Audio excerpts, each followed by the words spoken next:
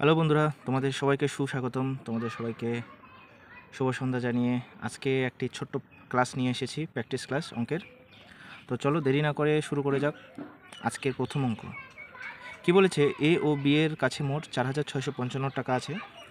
যদি এ এর মূলধনের 4-এর 15 অংশ বি এর মূলধনের 2-এর 5 অংশের সমান হয়, তবে বি এর কাছে মূলধনের পরিমাণ কত? ঠিক আছে, তাহলে বি এর কাছে কত টাকা আছে? তাহলে আমি বলতে পারি, তাহলে এ এর কত অংশ? এ এর আছে 4/15 অংশ সমান বি এর 2/5 অংশের সমান হয়, তাই তো? তাহলে এটা আমরা কি 4a/15 ইজিক্যাল টু 2b/5। তাহলে এটা আমরা জানি যে সমান, মাঝখানে যদি সমান চিহ্ন থাকে তাহলে আমরা উপরে বা নিচে উপর নিচে কাটাকুটি করতে পারি বা সমান সমান। তাহলে এটা আমি 5 দিয়ে 15কে কাটবো 3, আর 2 দিয়ে 4কে কাটবো 2। তাহলে আমরা পাচ্ছি কি 2a ইজিক্যাল টু 3b, তাই তো? তার মানে a:2b যদি করি তাহলে পাবো আমরা 3:2। তাহলে মোট অনুপাত কত? যদি বলা a প্লাস বি পাচ্ছি কত আমরা? 5। তাহলে এই যে 5, এই 5 মানেই কত? আমাদের 4,655। তাহলে আমি বলতে পারি 5 ইজিক্যাল টু 4,655। তাহলে 1 ইজিক্যাল টু 4,655/5। আর বের করতে বলেছে কি বি এর মূলধনের পরিমাণ। তাহলে বি এর মূলধনের পরিমাণ আছে কত? 2 এই 2 বরাবর আসবে কত? 4,655 গুণ 2/5। তাহলে 5 দিয়ে কাটবো, 5 নং 45, 1 5 3 5 15, 5 1 5। তাহলে বি এর মূলধনের পরিমাণ কত আসলো? 3 2 6, 2 1 2, 3 2 6, আর 9 2 18, 1,862 টাকা। এটা কার? এই টাকাটা হচ্ছে বি এর। ঠিক আছে, চলো পরের অঙ্ক দেখে নেওয়া যাক। পরের অঙ্ক কি বলেছে? পরের অঙ্ক বলেছে 125 মিটার ও 115 মিটার লম্বা দুটি ট্রেন একে অপরের দিকে যথাক্রমে 33 কিলোমিটার প্রতি ঘন্টা ও 39 কিলোমিটার প্রতি ঘন্টা গতিবেগে ছুটে আসে।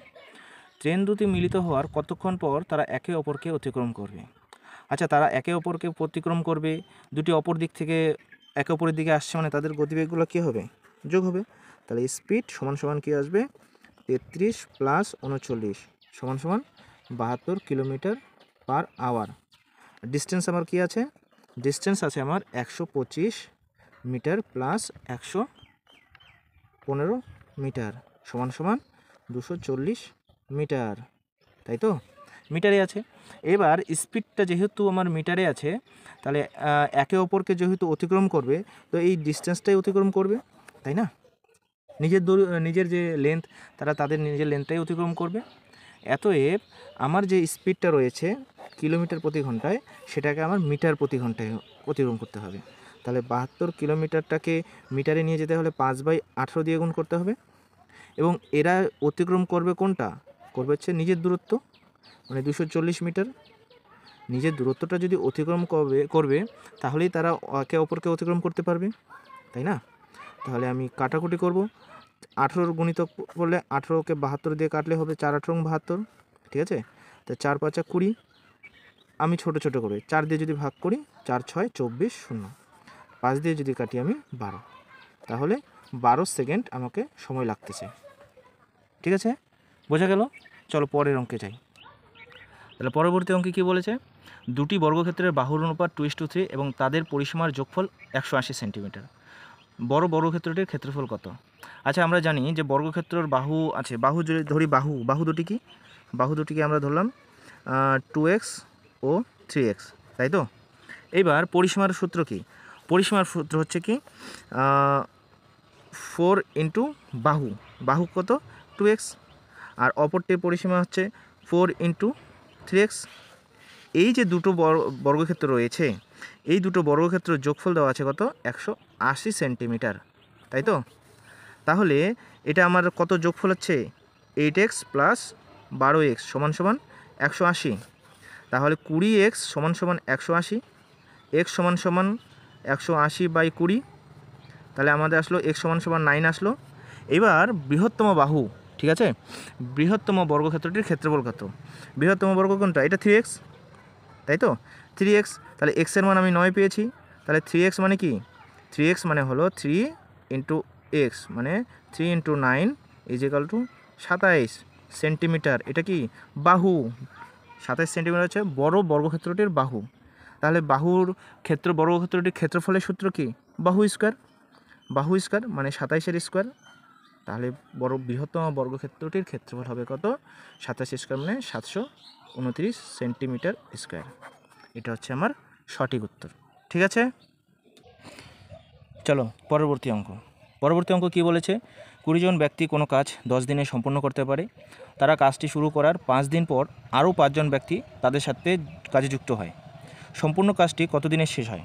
তাহলে সম্পূর্ণ কাজ, তাহলে মোট কাজ বের করবো কী করে? মোট কাজ হচ্ছে আমার মোট কাজ 20 জন ম্যান ইন্টু 10 দিন, তাহলে টোটাল কাজ হলো কত? 200টি মোট কাজ। তাহলে অবশিষ্ট কাজ কতটা থাকবে? অবশিষ্ট কাজ কতদিন করলো তারা? এই 20 জন ব্যক্তি কয়দিন করেছে? 5 দিন করার পর বাকিরা এসেছে, তাহলে 5 দিন করে নিয়েছে, তার মানে 5 করিং 100। এই 200টা কাজের মধ্যে 100টা যদি কাজ চলে যায় তাহলে অবশিষ্ট কাজ পড়ে থাকবে কয়টা? আমার এই 100টা কাজ, এই অবশিষ্ট কাজ আমার 100টা পড়ে থাকবে। এই 100টা কাজ কারা করবে?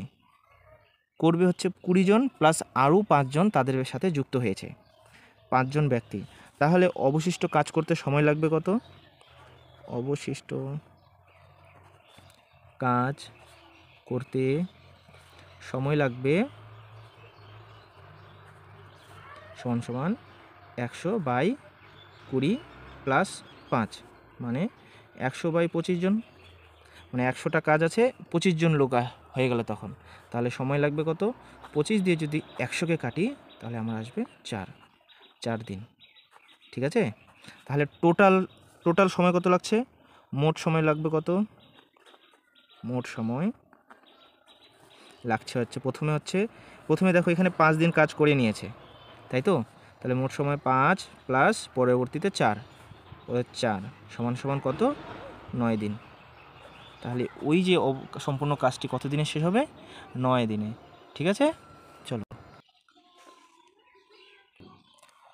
তো আজকের ক্লাসটি আমি এখানেই শেষ করছি। পরবর্তী ক্লাস আবার নিয়ে আসবো আমি তোমাদের সামনে। ততক্ষণের জন্য অঙ্কগুলি যদি তোমাদের ভালো লেগে থাকে তো চ্যানেলটিকে অতি অবশ্যই সাবস্ক্রাইব করে বন্ধুদের মধ্যে শেয়ার করে দিবে। ততক্ষণের জন্য জয় হিন্দ, জয় ভারত।